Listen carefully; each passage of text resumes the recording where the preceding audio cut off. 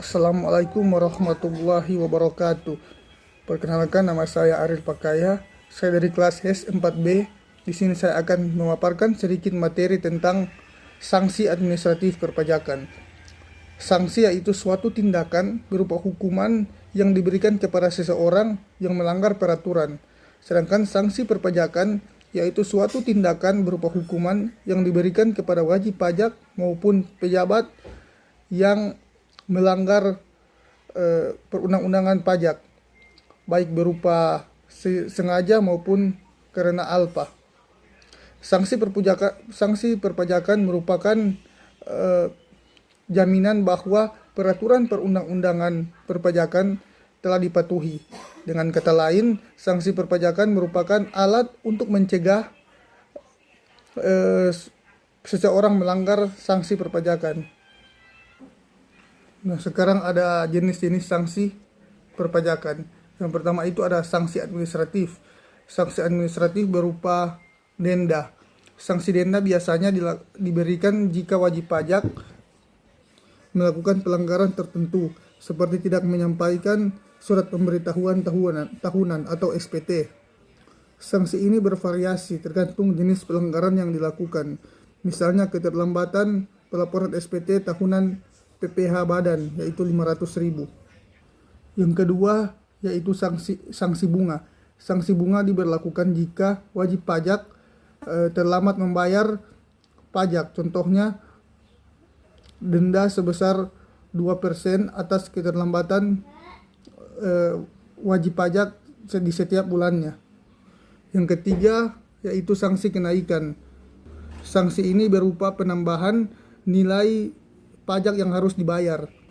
Bisa mencapai 100% kenaikan jumlah pajak yang belum atau kurang dibayar.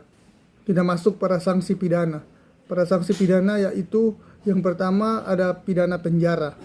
Sanksi penjara ini diberlakukan itu karena seseorang melakukan pelanggaran berat, misalnya pemalsuan dokumen.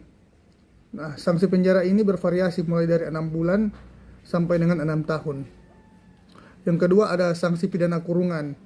Sanksi ini diberlakukan untuk pidana administratif yang ringan dengan hukuman berupa kurungan sampai dengan beberapa bulan. Yang ketiga ada sanksi denda pidana. Selain penjara, sanksi pidana juga ada sanksi denda, yaitu kepada seseorang melakukan pelanggaran berat dapat dijatuhkan sanksi denda yang sangat besar, seperti miliaran rupiah. Kita masuk pada dampak sanksi perpajakan terhadap wajib pajak. Yang pertama itu ada peningkatan kepatuhan.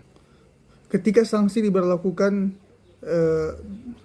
yang didapatkan cukup berat dan diberlakukan secara konsisten, maka wajib pajak juga akan mematuhi atau membayar pajak untuk menghindari sanksi tersebut. Yang kedua ada efek jera. Wajib pajak ketika sudah mendapatkan sanksi, maka mereka akan berhati-hati untuk tidak melakukan kesalahan yang sama dan juga mendapatkan sanksi yang sama pada tahun tertentu.